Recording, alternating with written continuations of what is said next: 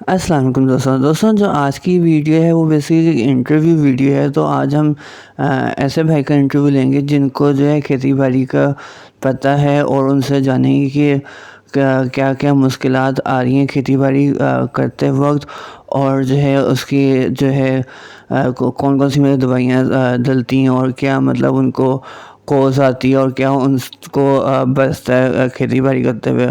तो दोस्तों अभी हम उनसे पूछेंगे। दोस्तों पहले हम उनसे जानेंगे गंदम के बारे में। और ये जो आप गांव देख रहे हैं ये जो है कसूर का गाँव है। चलाएं दोस्तों अब इनका इंटरव्यू देखते हैं।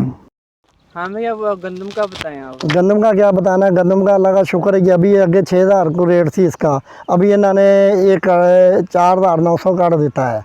अभी इसका खर्चा DAP का खर्चा सब कुछ का खर्चा इतना बहुत ज़्यादा गंदम का ही आ गया। अभी ये इसका रेट आगे इतना रेट नहीं देंगे तो क्या बनेगा ज़मींदार का। अभी कटाई करनी है तो 4 मन तक कटाई करने वाला लेगा, 3 मन लेगा जिन्हें मशीन वाला लेगा, जिन्हें ये गानी है।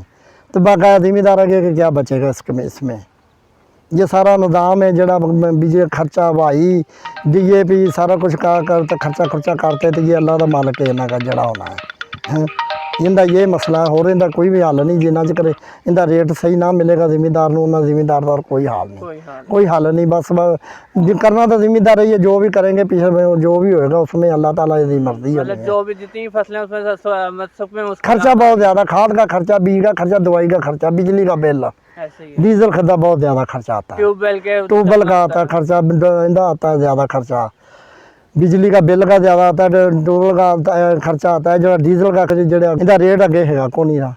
40 मन भी एकड़ निकलती थी, इसमें क्या ज़मींदार कमाएगा जिन्हें 2.5 लाख ठेका देना है। 1,25,000 तो उनका ठेका 6 महीने का चला जाएगा, तो 6 महीने 1,25,000 चुकिया करे। हाँ जी चले, मतलब ठीक है। हाँ जी, इनका यही मसला है, तो यही इनका हल है। मतलब हर मतलब जितनी भी क्रॉप्स हैं हर में ये बिल्कुल इनकी खर्चा बहुत ज़्यादा है, कॉस्ट बहुत ज़्यादा आ रही है ना। भी हम DAP इतनी महंगी है, 14-15 16 हज़ार की DAP पाई एक पैंती है, 3 पैंदियाँ ने, एक DAP एक यूरिया उत्ते पैंती है। यूरिया भी वो आ रही है जी भी आ रही है, बस अगों दवाई भी पाम नहीं हुई, स्प्रे करना हुआ, फिर पानी लगाना हुआ, फिर ये कटाई कटुई का कितना फर्क है। इतना मसला है, ये तो अल्लाह ही मालिक है ज़मींदारों का बस। हाँ चलें, शुक्रिया।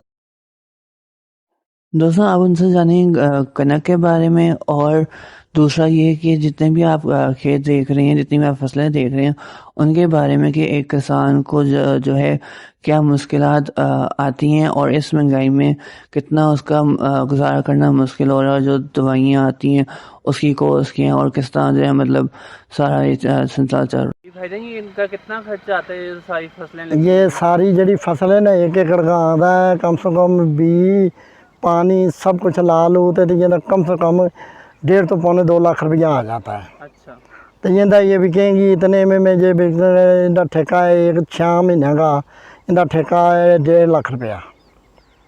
इनका ठेका 1.5 लाख रुपया है। भाई पा तो सारा कुछ पा दे, डीजल का ट्रैक्टर का खर्चे पा दे, 1.5 लाख तक ये सिर्फ लगती है, लगती अगों पानी देना है, फिर इन्होंने फिर इन्हें जिम्मे पूरी फसल होएगी।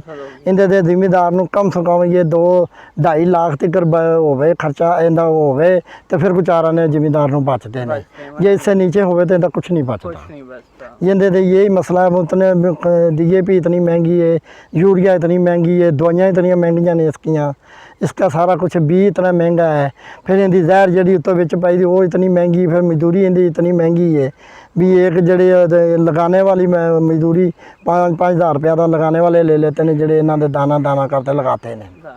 फिर अगों इहदे दवाई पाई दी, जो ये भी होने खड़ी इहदे दवाई पड़ेगी, वो पाएंगे तो ये कम से कम उन्होंने 3,000 तक उन्होंने मजदूरी हो जाती है इन्हों की। इस तरह मतलब ये जितना भी है सबको मतलब कि हाँ जी इनका खर्चा इतना, हाँ जी इन्होंने बहुत मुश्किल हो गया, इनका गुजारा मुश्किल। ये जिमीदारों का तो बहुत बुरे हाल है।